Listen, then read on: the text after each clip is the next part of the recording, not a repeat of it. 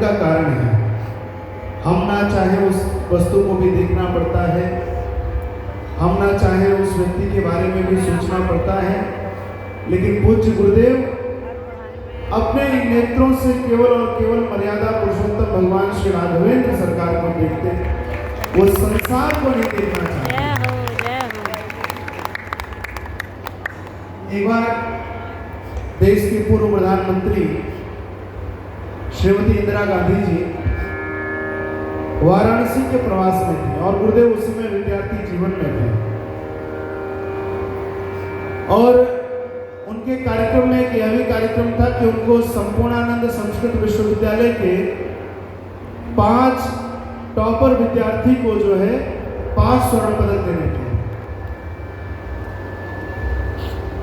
वही कार्यक्रम में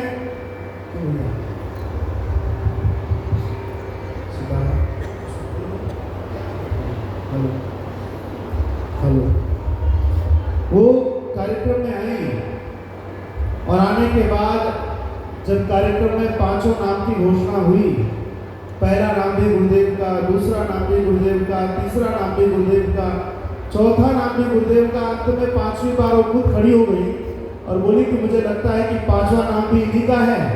तो संचालक ने कहा प्रधानमंत्री जी 5वां नाम भी इनका ही है।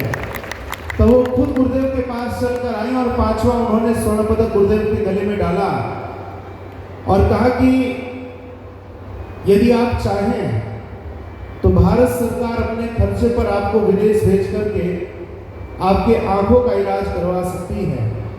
उस समय विद्यार्थी जीवन में गुरुदेव थे, आचार्य की कक्षा में थे।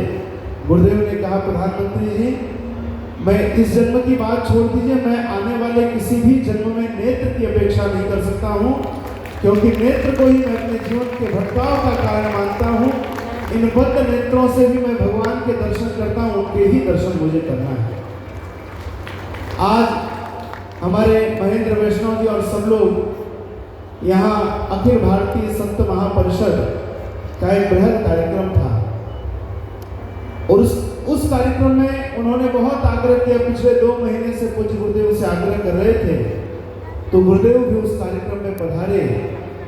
संतों की गोष्ठी, विद्वानों की गोष्ठी, और आपको आश्चर्य होगा कि उस सभा में लोग अंग्रेजी में चर्चा कर रहे थे और तब गुरुदेव ने जब माइक लिया और धारा प्रवाह लगभग 20 मिनट तक पूज्य गुरुदेव संस्कृत में बोले और गुरुदेव ने कहा बिना संस्कृत को जाने हुए इस संस्कृति की रक्षा नहीं हो सकती है।